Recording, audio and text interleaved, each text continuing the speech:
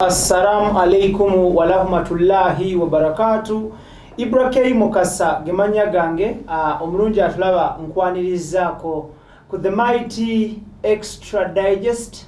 / Business Mind / Diet Production Uganda Limited. Olunaku lwa leero ennaku z'omwezi 8 omwezi gwa November omwaka 2020. Nkwanirizaako omulungi yakategatako akadde kano nkutegeeza nti olunaku olwa Sunday olwaleero tukoledde mu office era nga tusazeewo tufune feel ya office of course. Tubale tufuna feel ya outside but at the same time twagala okumixinga here and there okufuna feel ya office. Era nga olwaleero on this beautiful Sunday ndina omukugu omwami Chris Lule. Tubeerawo buli lwakusatu n'olunaku olwa Sunday ye program yaffe y'ebyobusuubuzi gye tubeera nayo buli lwakusatu n'olwa Sunday era nga emanyiddwa nga Business Mind. So buli kyoyogerako hashtag ebeere the Business Mind buli kyoyogerako. So hashtag eyo tujja givuga etuddire tulabe okwemulugunyako okusabako oba okusiimako in one way or the other. Nja kusaba mwami Chris Lule obuuze ku balungi abatulaba then nkomewo nyanjula omulama gw'olunaku olwaleero. Abalungi abatulaba tubaaniriza ate era tubalamusaako beebali gye batuusaako engalo. Twagala okusiima abawagizi baffe naddala abeemalira ku mukutu guno. Mwebale nnyo okwerekereza ebirala byonna ne musalawo mulabe nga musobola okubeera ku Olukuso Digest mugoba nsonga naye nga Business Mind. N'olw'ensonga eyo twagala obbakubiriza n'abantu abalala ababadde tebamanyi nti weetuli basobola okusharingako content ono n'abantu baffe abo ne tusobola okutambulira awamu nabo. Tweyanza nnyo tweyanzege. Business Mind eno eri powered by a couple of financial consult. This goes to everyone involved in any business. Either small scale business or large scale business or medium scale business. So abakaplo go bano bajja kuyamba okumanya engeri gy'olina okutematema n'okusaasanya essente zo okusigala okubeera nga oli relevant mu ssente z'oyingiza ne zeefulumya. So couple of financial consult bebateekamu essente era nga basangibwa ku kizimbe ekimanyiddwa nga Uganda Cooperative Alliance ekisenge oba office number eri 32C eri 302C ekizimbe ekisangibwa ku Nkuruma Road emabega wa Uganda House era nga still tuteebwamu ssente aba logical motivators. Kati ate this one goes to the parents, the guardians, ate nga kwotadde n'abakozesa ba boss, the employers. Logical motivators eno njagala wano muwulirizeewo nnyo banywanyi bange. Couple gonkunyonyodde ya business okuviira ddala ku starter, small scale business, medium scale business nga kwotadde large scale business. Ojja kwetaaga couple of financial consult okuyamba okugaidinga wali. Then over to the guardians, parents, mothers, fathers and the other relatives. Mujja kwetaaga nnyo logical motivators. Bano ate bo baavuddeyo okubangula abaana, abavubuka n'abantu abakulu mu bulamu bw'ensi eno. The corporations, companies. Era wano omutendera gw'esosoko ogwa family kati mwembatadde. Over to the employers. Mwetaaga nnyo company eno. Oyina ba employee over 20, 50 or 100. Yep. You need these guys bajje bakuteekereteekera abakozi bo. Ebiseera bisinga gwe omukozi olumala omuwa salary nadde ewaka n'asaasaanya bubi salary. It comes back to you, the employer. So you need logical motivators. Bano ojja kubasanga ku kibanja kya www.logicalmotivators.com oba ojja kubasanga ku kizimbe ekimanyiddwa nga Uganda Cooperative Alliance building emabega wa Uganda House. Ekizimbe ekyo kisangibwa ku luguudo olumanyiddwa nga Nkuruma Road. Beekwate ku lwa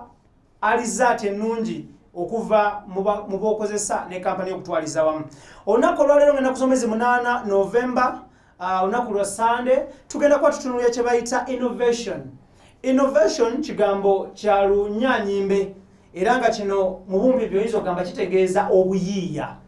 okubeera omukalabakalaba, okubeera omujjagujjagu,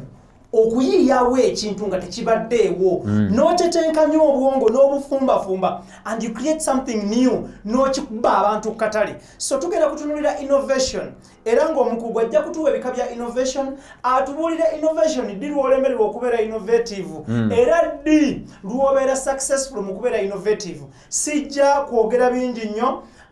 kankwate omuzindaalo guno ngwe omukugu Chris Lule atandikirawo. Mwami Chris, nsaba tutandike n'okunyonyola abantu ekigambo innovation kino kitegeeza ki mu lulimi olwangu yangu eri omulabi wa Extra Digest ne Business Mind. Okay, kati neyanziza nnyo okusooka njagala okwebaza omulamu oguleeteddwa mulungi nnyo era gutuukanira ddala n'embeera yaffe naddala mu katale ke Uganda mwe tutambulira. Ebyokulabirako bye ngenda okuwa ngenda kuba nvaako emitala w'amayanja bwe njijako wano ewaffe nsobole obbawo ekifaananyi kye basobola okufuna obulungi kubanga era ebisinga tubikoppa bannaffe bali ne tubireeta ne tujja ne tubikola wano ewaffe Uganda. Kati innovation kiri mu lunyaanyimbe oba mu Queen's language nti bwe bubanga ebeeranga newness, new ideas, improvements kwegamba okuddaabiriza ekibaddewo oba okujjawo ekibaddewo n'oleeterawo ddala ekipya oba n'oddira ekibadde nga kiriwo mu butono n'okigaziyiza ddala ne kigejja oba n'oddira ekibadde kirabika obubi n'okifuula ekirungi. Omuzungu ekyo kyayita okuinnovatinga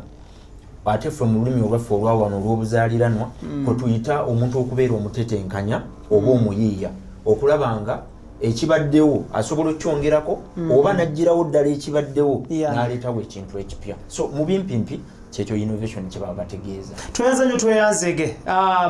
Still abantu baagala okumanya ebika bya innovation bye biriwa. Tusooke tufune ebika bino then otunnyonnyole one by one. Okusooka okuinnovatinga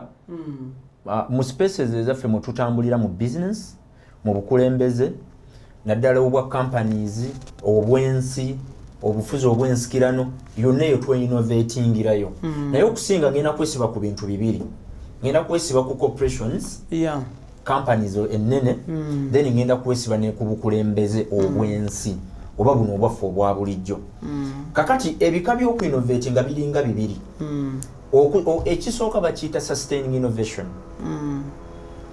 Sustaining okulemezaamu naye ng'ogenda oddaabiriza bw'oteekako ennyongereza eyo sustaining. Kankuwa ekyokulabirako omusajja yakola Coke twajja tulaba ng'eccupa eyo ekyuka testi bw'ekyukamu katono bw'eddayo nga bwe yali kwegamba negenda ng'eccupa ejja etereera paka lwe yatuuka n'agiwa contours nti omuntu fe abawomerwa Coke nti ne bujja ekiro 7 nemba nga nzibiriza n'osimba eccupa eyo nsobola okumanya nti ogikwatako owulira nti eno ya kyakunywa kino mpulira nti ono Coke. Kakati ojja kwesanga nga soda oyo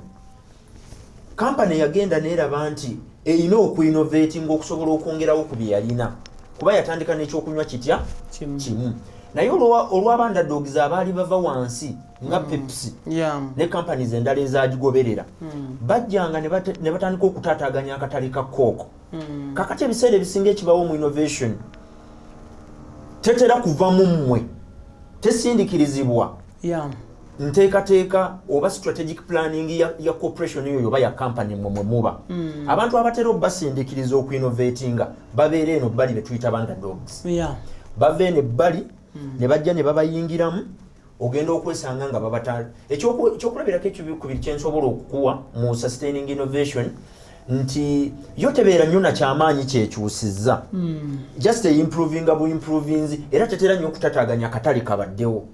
That is sustaining innovation. Yes. Tetera nnyo okutataaganya akatale kabaddewo okugeza abakozesa emmotoka eza gasoline tulina kye twayitanga fuel injection obeera nakati kikyaliwo then versus carburetors olaba enjawulo teriiwo nnene bonna amafuta bagookera mu yingini omu agookerawo omulala agapiikinga mu tanka kati olaba nti innovation eriwaawo you are just sustaining ekintu ekya bulijjo era ky'obadde okozesa. So mu bimpimpi akatale kasigala nga ke kamu ate tekatera nnyo kaba kasuubirwa kibeera expected nga bw'onaagamba nti kakati tulina radio ez'amanda bwe tuleeta radio ez'amasannyalaze yo sustaining oyina radio yemu yonna radio frequencies zezimu era FM. So mukyo kyoyagala tugamba nti ekika ky'obuyiiya kino ekya sustaining oba sustainable omuntu awawula buwawuzi kibaddewo ne kisigalawo katale n'ayongereramu bantu birungo na binnonogo tajjaawo okuleeta kipya. Era ebiseera ebisinga mu sustaining innovation ogenda okwesanga nga ne prices ez'ekintu ekikadde ekibaddewo zisigala nga zo ziri wansi ng'ate kye baleese kiri waggulu nnyo. Kati okugeza singa olwaleero omusajja abadde muyinjiri mwennyini mwenkugereza bwe tuba nga twalina fuel injection ne tuleeta emmotoka eza diesel ne ziba nga zikozesa eza diesel ze zikozesa fuel injection then zino ze zikozesa carburetors ojja kwesanga nga eza carburetors amafuta gaazo ziri expensive then oli ali cheaper. So mu sustaining ebiseera ebisinga prices tezibeera affected. Tweyanzege njagala otwongereyo ekika kirala kimu bweyibanga bikoma ku bibiri bwewaayo ebika ebirala obituwa olulala ebya innovation eriyo ekika ekirala kino twakyogerako naddala mu katambi kaffe akasookera ddala ketwasooka okuwa abalabi baffe abawolokoso the business mind muli ne mpulira nga omutima guŋŋamba nti naye oba abantu tubagiddeyo ekifaananyi kirungi balyetaaze ne bamanya ebintu bino kubanga nabawa disruption naye ne sigibaawuliramu disruption etandikirawo era ekomawa kati ekika ekyokubiri mu innovation waliwo kye tuyita disruptive innovation. Yes.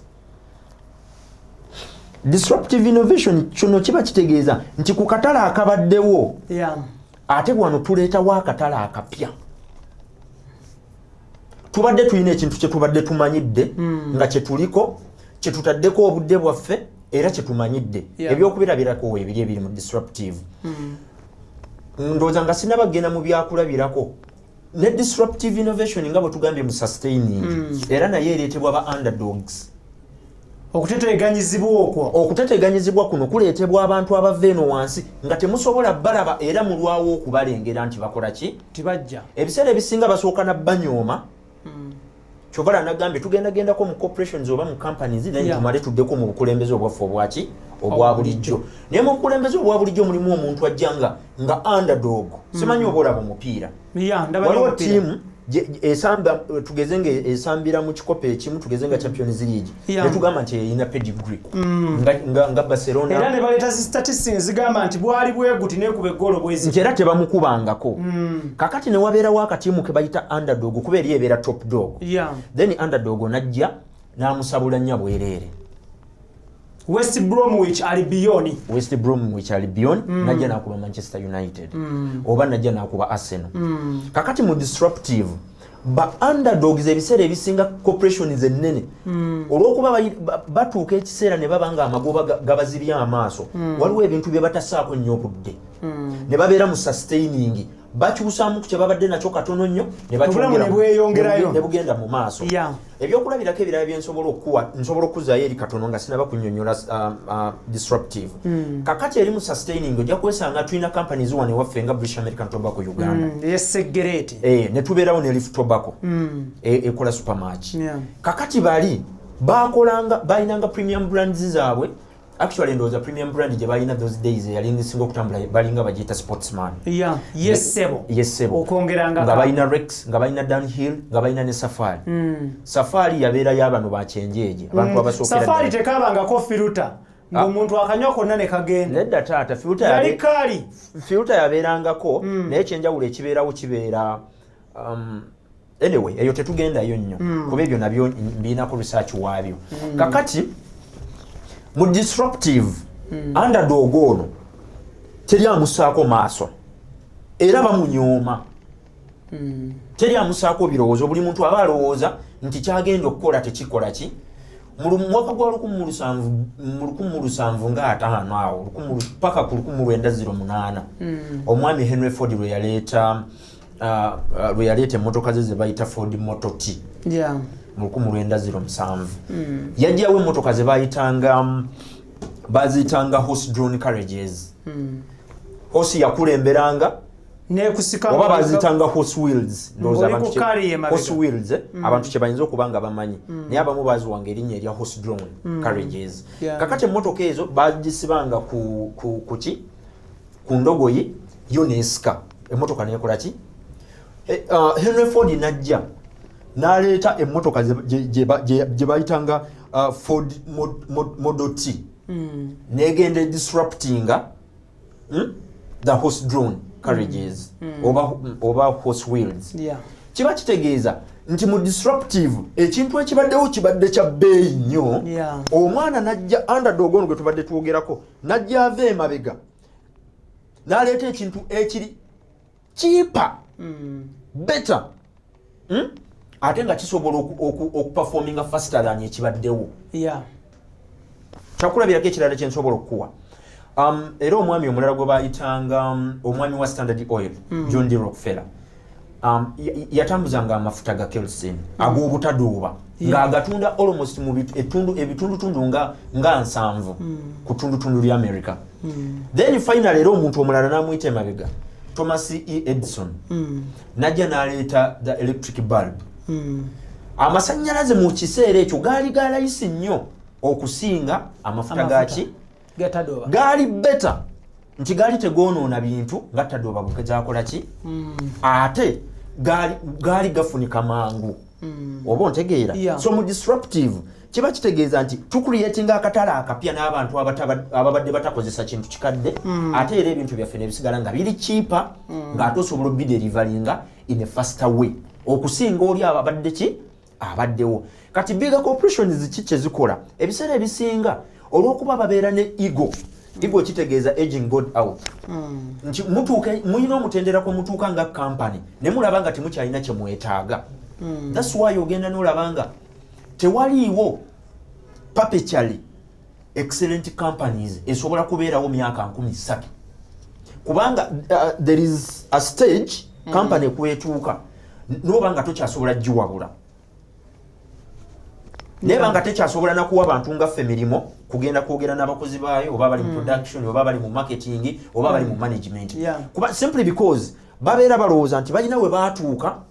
companies endala zonna eziri mu kuva wansi kyovola ba companies ezisinga tuziwa magazine tubagamba nti abantu abwetaaga okuteeka sente nnyingi rather oyinza okubeera ne marketing department nga terimu sente ziwera ne R&D as a department eteekwa okuba ng'erimu sente empitirivu. R&D eriwa? Research and Development. Okay. Bano be bagenda wansi ne bamanya obwetaavu bw'abantu ne basoma trend z'obulamu bw'abantu gye balaga ne basobola okukyusa mu bintu ebikyukana n'obulamu bwabwe. Kati corporations ennene when it comes to disruptive ebiseera ebisinga tebakola ki tebeefiirayo babeerawo ne bagamba kati ate oyo agenda tukola ki kati mu bukulembeze obwaffe obwa bulijjo kyovala nti omuntu asobola okubeera mu bukulembeze emyaka 4 n'alabayo omuntu ajjayo obulago n'atamusaako nnyo biki birowoozo kati underdog eno ebiseera ebisinga ekozesa amaanyi mangi okumakinga sure nti esobola okudisruptinga top dog kubanga oli abeera yeekakasa nti nze kyenkola nkimanyi so horse wheels yali alowooza nti teri muntu asobola kukola mmotoka esobola kwetambuza yokka ng'eri self powered ng'alowooza wateekwa okubaawo ekintu ekigisika nesobola okukola ki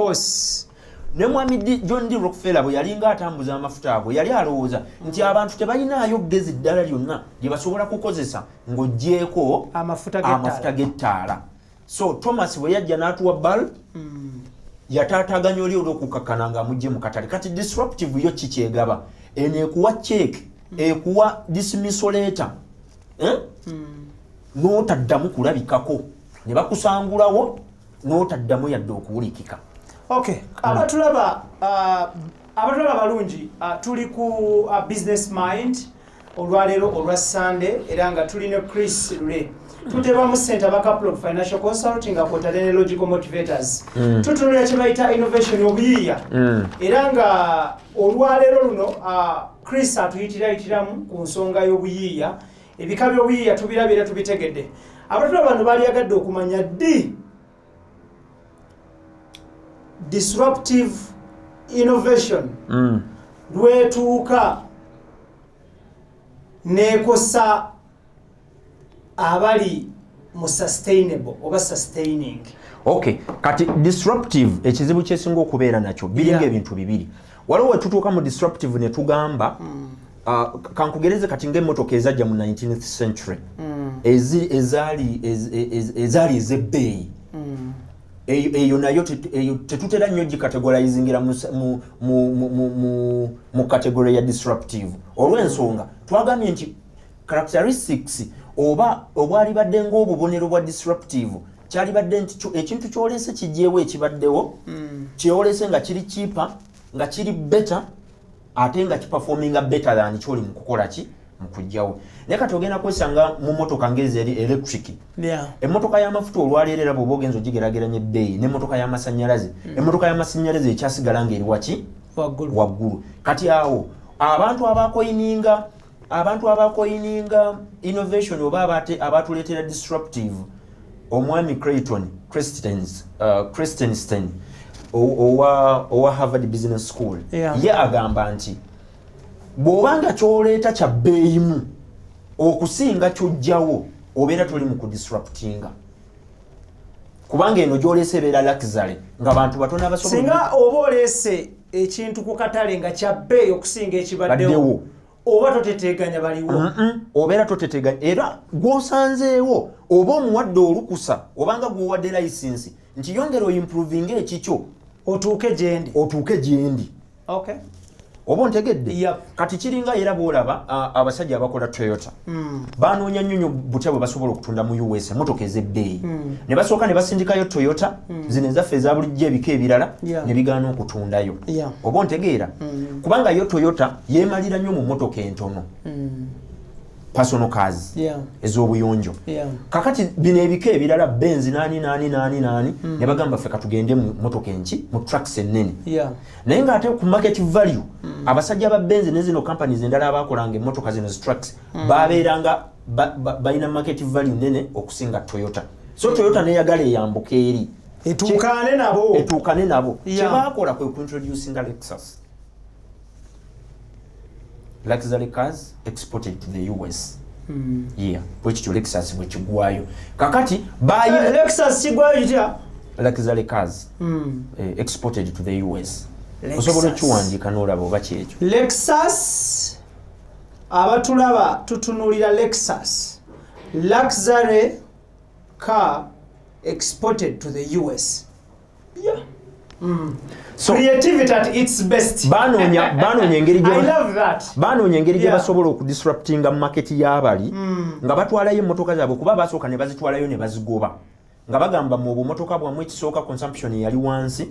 amabaati mafu ne bagamba naye singa tukyusaamu erinnya katono ne tuddayo mu katale tusobola okubagezaagezaako ne tubakubaakubako so Toyota neekola ekyo. So kati omuntu ali mu disruptive buli lwokola ekintu nga kyolese kya bbeeyi okusinga ekibaddewo oba owadde license gw'osanzeewo aimprovinga ekikyo asobole okutuukagana ku mutindo gw'okola ki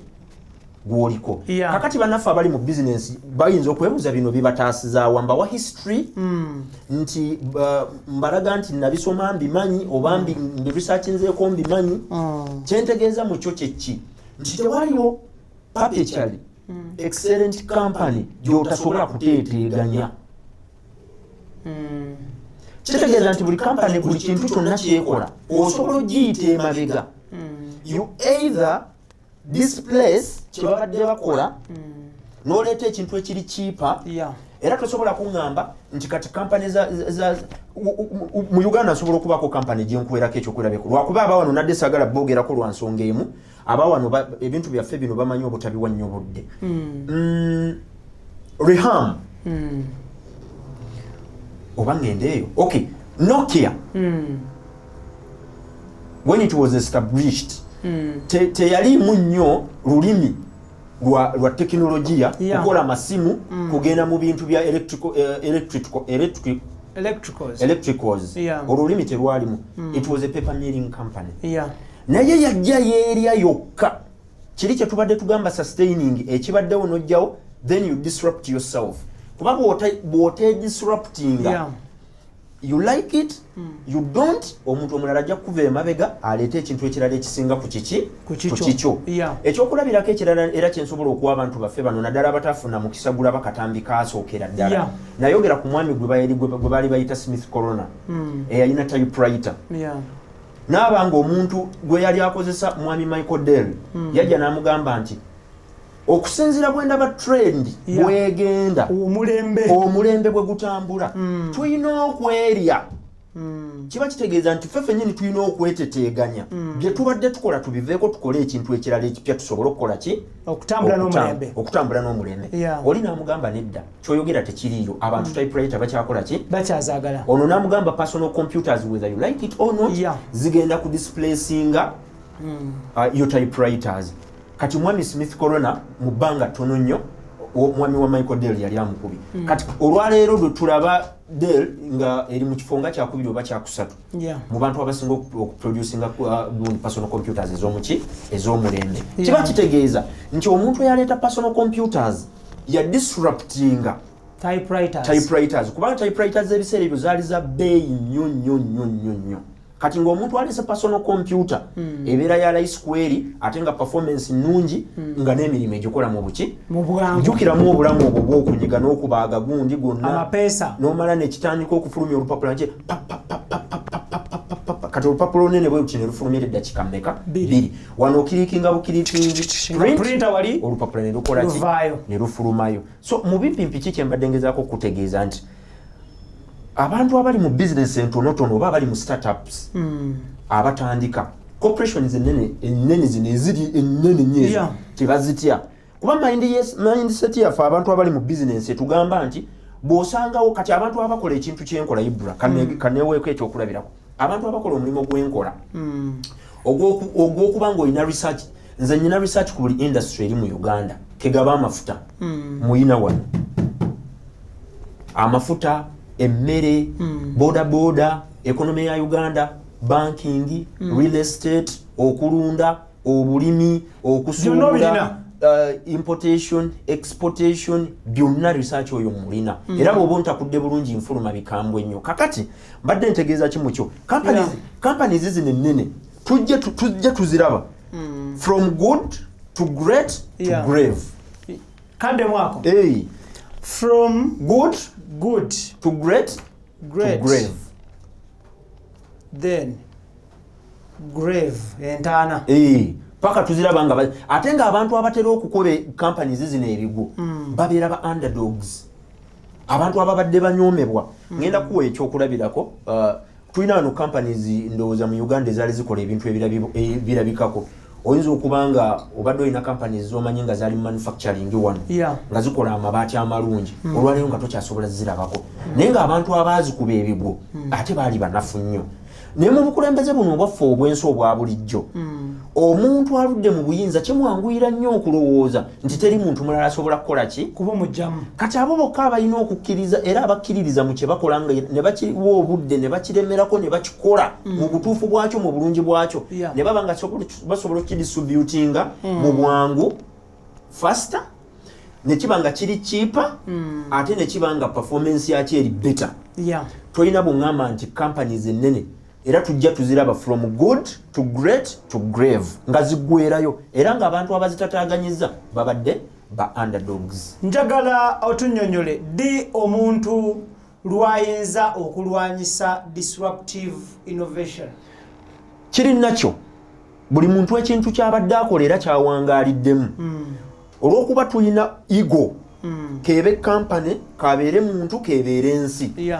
ne bw'ebeera big corporation omuntu atuuka ekiseera n'atuuka ng'alaba ekintu kyakola teri muntu mulala asobola kikola naawe wennyini oli wano naye naawe mu mutima gw'oyinza okuba nti okkiriza teriyo omuntu ajjako omuntu interview nga bw'ogimuggyako so ng'eriyo omwana eri wansi ali mu kutrainingira n'agamba oyo iburake ne bwe buli baddi nteekwa okuba nga olunaku lumu interviews zange zenkola zisinga eziki ezize era walituukira nga ndi legend nfuuse consultant ate kati anti ekizibu ekisinga okubeerawo abantu tebaagala genda mu retirement awo nze kati nga nyingira consultancy ng'ate era akomawo nga neebuuzaako nga muteekateeka watuukira consultancy ng'ate ndi ku kirala eyo kyenteekateeka kye bayita ki oyogedde bulungi nnyo tebayita sustainable kiriwa kyenteekateeka ekyo nti nkole kino naye nga nkugukamu kikuguke eyo tugiyita transitional leadership kyendimu ekyo olimu inshallah era ebiseera ebisinga ntera nnyo okugamba abantu abakola ebintu buli lwoba ng'okola ekintu ekirungi don't be fooled okulowooza nti gwe wekka asobola okukola ki okukikola nange mwennyini kamwakoogera ali wano kino kyenkola sinze nkisinga wadde nga mudoketi mwendi nyinza okubanga ebintu mbimanyi bwange naye tekitegeeza nti nze nkola ki era tekitegeeza nti ngenda kubeera bwe nti lubeerera wateeka okubaayo omuntu omulala ajja okujja akola ekyembadde nkola akikole na bulungi okukola ki okunsinga naye abantu kyembagamba kyeki abantu balina okutegeka the next phase y'obulamu bwabwe oba companies ziba zirina okutegeka next phase y'obulamu bwazo nga bw'olabye Nokia bwe nkugambye from paper milling company nejja negenda mu masimu neva mu masimu negenda ne mu bintu ebirala negenda mu software development n'ebirala egenda yerya yokka kati from what for kyebayita evolving yes evolution ogenda weeyubula mpola paka abantu tebagala nnyo grooming abantu era omuntu bw'omusanga mu kampani ng'aluddewo abeera tayagala kuyigiriza abantu bamuva mabega omanyi lwaki nedda aba tayagala kintu kyamanyi muntu mulala yenna akole ki anti n'olumu bagamba be bayigiriza bano gojje mu kyalo yayagala godde mu kyalo abantu basibu ekyo nakyo sikikiririzaamu obutakikiririzaamu tekitegeeza nti tekiriiyo gye kiri naye sikikiririzaamu ebiseera ebisinga njagala tubeere mu lulimi lwabwe bya business tubeeyo eri mu mboozi z'okweyanjula mbaga n'ebisigadde n'okuleeta abantu n'obajja mu kyalo eyo business mind tuli powered by Caplog Financial Consulting akwotadde ne logical motivators olunaku olwaleero still every Wednesday and Sunday tubeera n'omukugu mwami Chris Lule buli lwakusatu n'olwa Sunday tubeera ku business mind special episode nga tutunuulira ebyenkulaakulana ebyenfuna nga kwotadde n'okwekulaakulanya in line of business olunaku olwaleero tutunuulira kye bayita obuyiiya era ky'oyinza okuyita innovation tulina Chris Lule akyatumenyera ensonga wano newali tweyongerayo taata naye nga tetunagenda wala nina ekibuuzo kyenjagala mbuulize banywanyi bange batulaba essaawa eno ddi era biki omuntu byalina okukola ng'ali mu business for example alina kyakola okwewala disruptive okumusangula ku katale okumujja mu business okumuzza mu kyalo anti ekyo nakikugambye dda oyina kupawaringa na kuongera sente mu research and development department tewali shortcut ekyo kyokka kyalina okukola ekyo kyo oba olina okusoma omugendo gw'abantu gye balaga in fact kigamba bwe kiti nti bw'oba oyagala okutunda ebintu by'ebbanga eddene zimba abantu gye batannatuuka bo be baba bakusangayo bw'obalinda okutuukayo bagenda kuba balina omuntu eyabateekateekera edda bo bamusangewo abenga ebintu bino asobola obibaguza obuki obulungi lwaki mbadde njala kuddayo ku kantu k'obadde ogambaako okujja abantu mu kyalo buli muntu yenna ali mu business making sure nti ekintu ky'okola bw'oba obadde supervisor bw'oba obadde manager bw'oba obadde proprietor oba obadde solo proprietor oba obadde ani oba obadde entrepreneur omuyita otya kozi entrepreneur ne bw'oba obadde bw'otyo making sure nti omuntu gwokola naye omusomesa by'obadde omanyi mu kifo kyo osobole okweteekateeka okole ekintu ekinene ekikola ki ekikulinze mu maaso buli lw'otateekateeka muntu ono ebiseera ebisinga tofuna kiddaku oba ontegedde mbeeko ekyokubuulabirako kyenkuwa ebiseera ebisinga abantu bagenda ne babeera bakadde baffe abamu balina companies n'abeera mu kifo ky'obwa executive officer oba director n'amalawo emyaka ago naye nga omwana gw'ayagala okulekera company tamukkirizaako yadde olunaku n'olumu okujja okumanya board meetings bwe zibeera conducted board meetings zitamuleeta then management committees tamuleeta management meetings omwana tajjaamu naye ate bw'afa omwana n'ataking over eyo business obeera indirectly from good to great to grave kubanga omwana oyo obeera tewamukola ki tewamubangula era tewamuteekateeka kusobola kutwala business muki mu maaso kakati bwe nzirayo ku disruptive innovation emirundi mingi the big companies ababadde balina market share nene tebakukkiriza gwe underdog kuba disruptinga bakozesa ebintu bino nga bisatu wammanga okusooka bacontrollinga source ey'ebintu bye bakozesa mu production. Source of raw materials. Yes, source of raw materials. Source of raw materials. Ebyokulabirako bye nsobola okuwa. Yeah. Mu restaurants za Uganda wano bw'ogenda okwetegereza abantu abasinga okuba nga balina market share nnene. Currently, restaurant gye tusinga okuba nayo mu quick service restaurant e Kampala Central. Restaurant esinga okutunda emmere bagiyita Cafe Javas. Salute Mandela Group of Companies. Cafe Javas erina strategies zayo ez'enjawulo. Emu kuzo ya controllinga source. Ebintu byekozesa gye biva ye controllingawo. Kakati gwe kikuzibuwalira nnyo bw'oba ng'oyagala kukola restaurant mu quick service restaurant industry okuvaayo olw'ensonga bw'oba ojjayo obulago ye prices ng'akola ki ng'azisala kubanga eŋŋano agyerimira bw'aba tagyerimidde gye bagisuubula ye yeegendera kyokka gw'osuubula ku muntu waakumeka wakuna oba wakutaano kati oyo tosobola kuvuganya naye ye olw'ensonga asobola okufuna ebintu bino ku wholesale price najja bw'alaba nga gwe kuba kati njagala kuwa ekyokulabirako singa olwaleero obeera nga gwe Javas omuntu najja n'aleeta ka restaurant n'olaba ng'atunda ebbeeyi y'emu naawe market share yo n'agitwalako etundutundu ddene ki ky'oyinza okukola omugobamu kusala prices katono nnyo osala katono nnyo ne bw'ojjamu just siringi 5,000 ng'abantu ye zimutataaganya paka nga zeeyo wansi gye yatandikira olw'ensonga ku profitability gundi scale ye kamagini akaamagoba kafunako kaki katono nnyo kati bw'ojjako 5 kimusindika busindisi mu 5 oyo tadda embeera endala njala tutunuulire abanene bano waggulu balina kwenywerezayo batya point esooka otuwadde okucontrollinga source ya raw materials ekyokubiri balina kukola ki ekyasoose kyabadde ku teeka ssente mu research and development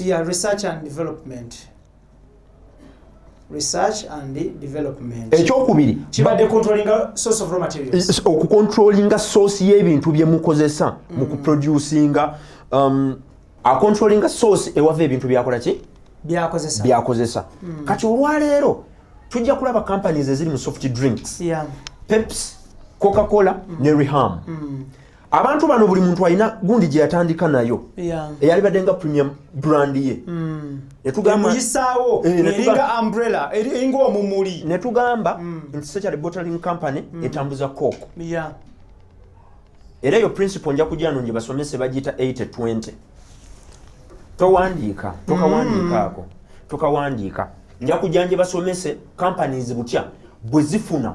oba bwe zigobagana ne zinnaazo emu neetwalako ginnaayo the biggest market share bagiyita 820 kakati Pepsi Cola Century Bottling Company then netujja nitulaba ne Reham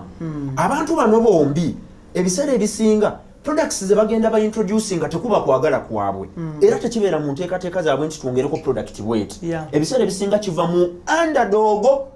pressure ng'awulira omusinde gufubutuka wansi eyo n'alyoka atagala mu 2019 companies ezebbiri zenjogeddeko esemba waggulu tezaalina energy drinks you're right 100%. kakati underdog najja n'ava wansi nga ye Reham najja na introducing ekyokunywa kye bali bakiyita batya Rock Boom oba sirishwa kyekyo Rock Boom energy drink kiba kitegeeza nti ali mu kudisruptinga kuba bonna balina products ezikya bonna bali mu soft drinks kati kiba kitegeeza ono okuretaliatinga ono aleese soft gundi eno energy drink naye alina ogikola oba ayagala oba tayagala agiteeke katale kyova olaba era companies ziri zenjogeddeko ebbiri omu bwe yaleeta amazzi agamu ne munne yadduka mangu n'agenda n'agula gundi lw'enzooli n'amu owuninga olw'ensonga ebintu bino byonna bitera okutambulira awamu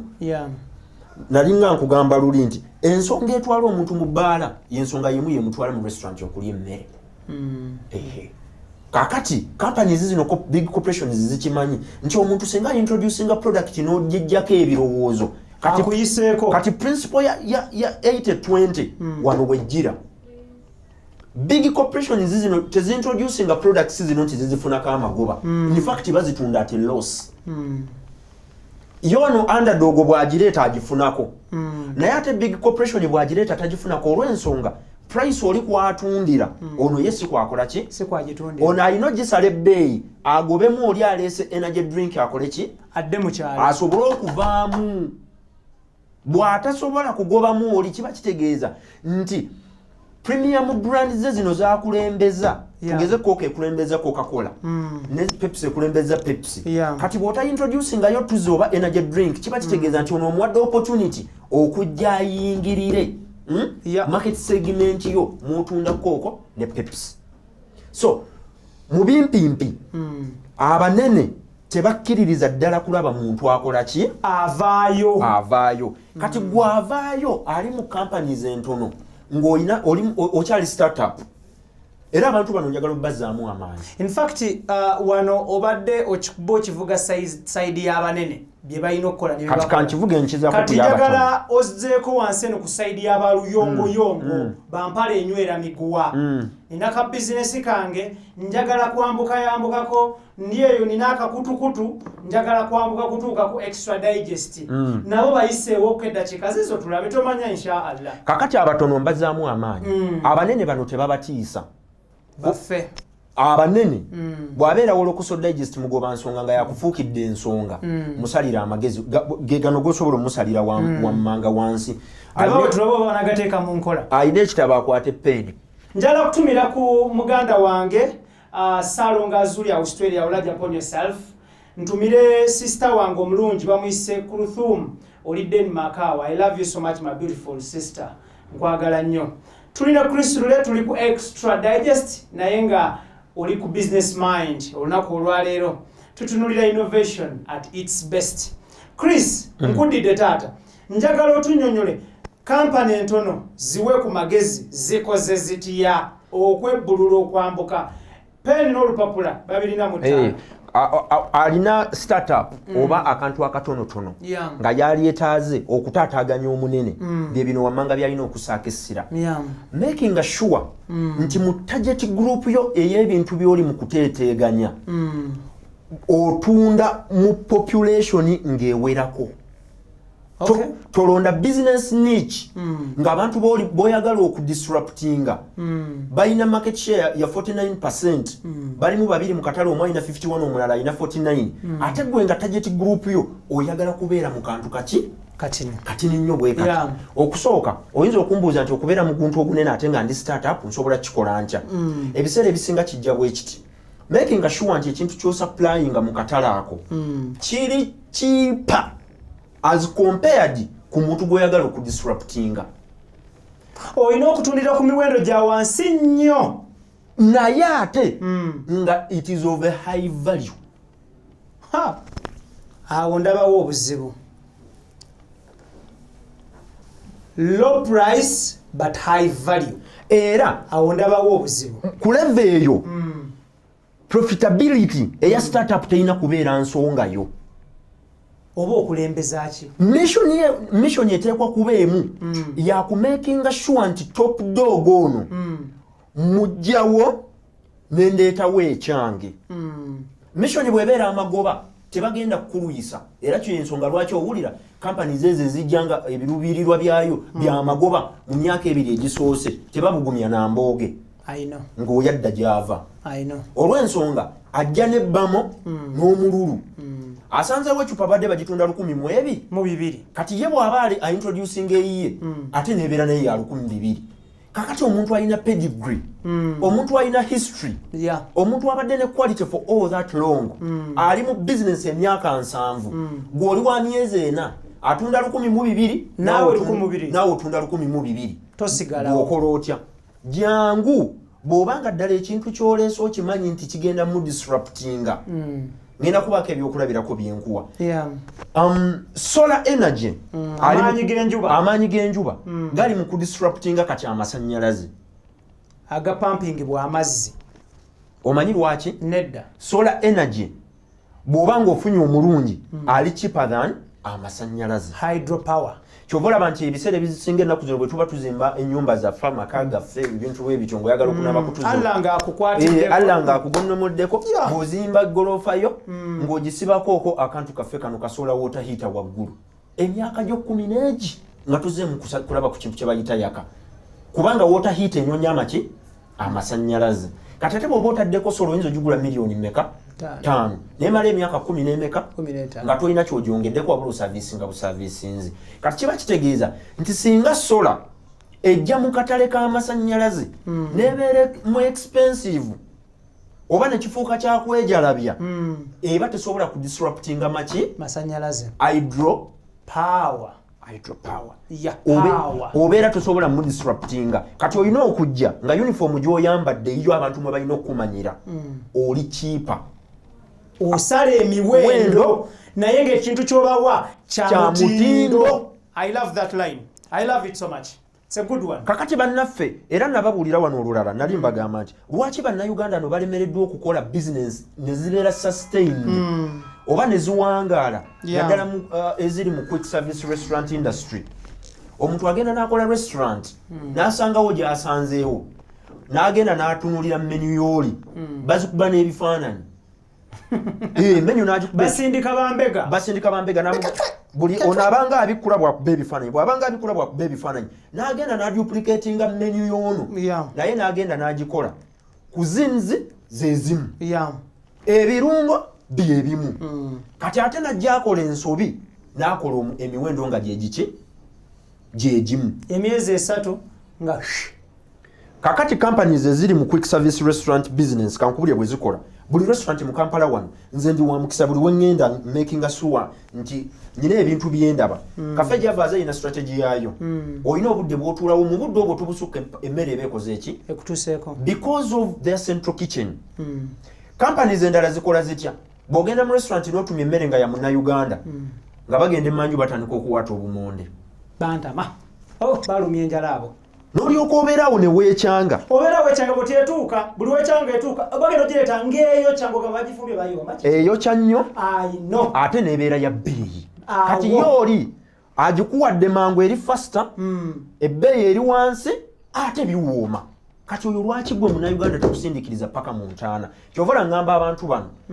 naddala abagala okutandika bizinensi zino totandika bizinensi nga togirinaako research mu buli segment mu buli space yonna gyoyagala okukola mu industry gyoyagala okukola mu business make sure employing omuntu n'akukolera research n'amukuwa nga buli kintu mumaze okitematema ne mumanya bwe kikola ki bwe kitambula abantu abali mu real estate omuntu afubutuka bufubutuse eri n'abuuza ennyumba za muno mu bugolobi za mmeka nti eri ku kamu 2 paka ku 2 kitundu oli n'ayiwawo ebiyumba si biyumba n'ayiwawo ennyumba awo ontegedde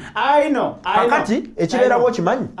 compromisinga quality eya building materials cement n'agula ogumu 7 akubirira emitayimbwa n'agula ogw'ogumu 2 akubirira ne size n'azikena enzigi n'agenda ali ewaffe ekibuye n'afuna awo omuvubuka n'amuga lwakamu 2 nkolerayo olwa 3.5 kakati mwembi muli mu katale keekamu ne ssente baazikugambye zeezo lwaki ennyumba eyiyo egenda kumala ebbanga nga tekukoledde ssente ate era ne zitavaamu olw'ensonga ekintu ekiri kiipa mu kugula kigenda okumaliza kibeera expensive mu kiseera kiki ekiwanvu njagala kuzayo mu disruption tuleme kugenda nyeeri kubanga lastly nga tuwunzika mvuga speed lastly nga tuwunzika eddakiika nkuwaddeyo eddakiika nga 5 zokka tuwunzike tuwunzikire kuki anti kibuzo kati kyenninda nze byange byonna mbigamba okay lastly nga tuwunzika abantu abatulaba balungi baalyagadde okumanya buli omu asigadde atya muleni ate n'afunamu both sides mu dakiika 2 buli omu asigala atya muleni ye n'afunamu kakati nga gwe top dog ovuga ekintu kyo teri akuteteganyiza naawe underdog oyambuka ojja teri agenda kudisruptinga teri agenda kukugira kuyitawo kwambuka buli omu asigadde ata muleni ye in 2 minutes tuwunzike kati okay kakati ngenda kusooka ne big corporations bano ekisinga kye bayinza okusinga okukola okusobola okulaba nga beekuumirayo kufuna abantu abakugu abasobola okubakolera research wansi njagala kubaako companies wano zenjogerako 2 kuba bannayuganda bano njagala mbalage nti bayinza okulowooza nti ebintu bino tubisoma busobi eri mu bitabo ne wano eka wennyini tukolawo research era nze research gwensinga okuba naye wano actually wawaka wano oweerye bunaayira mugwamu bugwe naye nga gwensinga okuba naye wano ewaka nga bwe nakugambye buli industry wano gy'otusuubira okujja okukola mu business njirinako research file number gye yatandikira weri kati ne gyeraga magoba akyagagirimu contribution yayo eri economy na biki byosobola okukola okusobola okugimproving okusobola okugifunamu ebyo byonna mbirina kati big corporations zirina kufuna bantu bakugu ne babakolera research ngenda kubaako kampani gyenkuwa wano e Uganda eyavuga ennyo mu biseera bya okuva 2001 paka nga 2010 oba 2013 olowooza ani yali omunene bombiriri bw'oba batadde ku minzaani olwaleero olowooza bombi baliwa waliwo ya droppinga waliwo yayambuka waliwo ali waggulu waliwo eyakkirira ekibuuzo ekyebuuzibwa kiri nti ku bano ababiri ani yakola ensobi oba ani ali mu kukola ensobi oba ani gwe bitatambulira bulungi omu ku abyo kye yagayaalirira ekyali kisinga okubeera ekinene yali research butagenda nga yeerya olina okwedisruptinga wekka mpola bw'olinda abalala bakudisrupting you will be bakuteteganya ne bakujja ku luguudo from good to great to grave oba otekubbulirayo abalala singa be baba kikoze eki bw'oba gwe okyekoledde ne weerya wekka at your own pace pola mpola ne mu bukulembeze nagambye obwaffe obwa bulijjo bw'ogamba nti kankiveemu nzira ebbali omulala jje ebiseera ebisinga totera kugenda mu grave mangu bannaffe bano ababaddeko ebbanga eddene wabawulira Gaddafi yalinda ne bamudisruptinga singa yali yedisruptinze n'abaako wadde omulala najja singa tukyamulina basajja baffe bano simanyi yamye simanyi bikoze bityo yali awo wansi singa yedisruptinga singa tukyamulina ono omusajja waffe Omar Bashir singa yakola disruptive innovation mu bulamu bwe singa nakati tukyakola ki tukyamulina tuveeyo eyo mu byobufuzi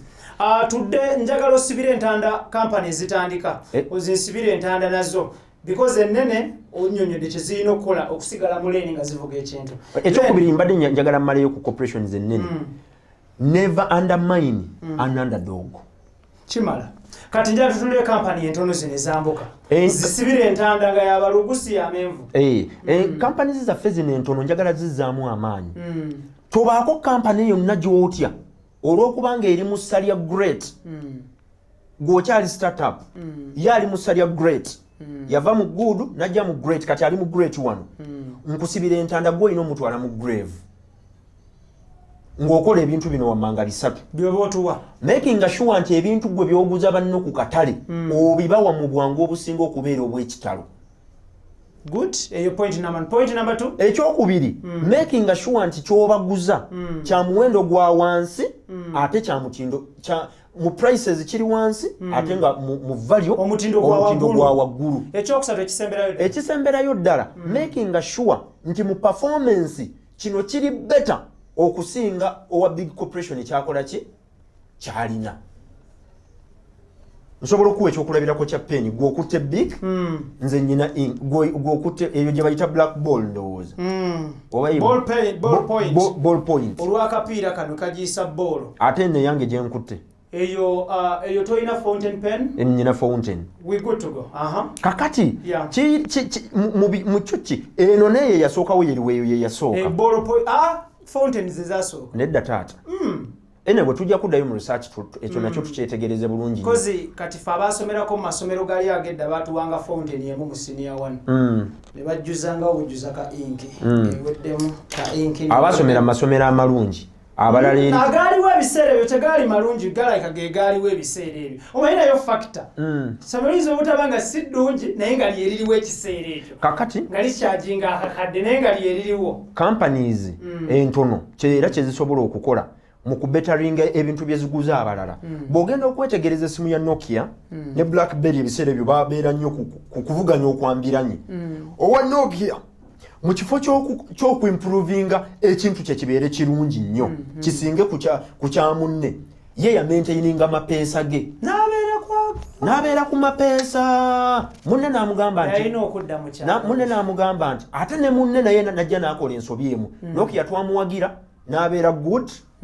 najja mu great n'abeerako awo mu great ne tuwagira Blackberry n'abeera mu good najja mu great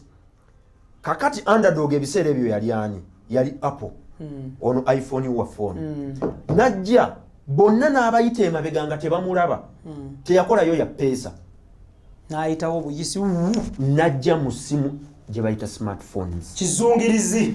eri better eri faster ate mu kiseera we yajjira as compared to Nokia ne gundi era ebbeeyi bagipiikinze along the way si gye batandika nayo era ne bannaffe bano abatono kye mbakubiriza mu ntandikwa ebbeeyi terina kubeerera nsonga ebbeeyi erina kujja at a later stage. In fact tugamba bwe tuti emyaka egisooka esatu ng'oteteeganya oli mu kudisruptinga the top dog ebbeeyi yeteeka okuba nga eri wansi era yo mission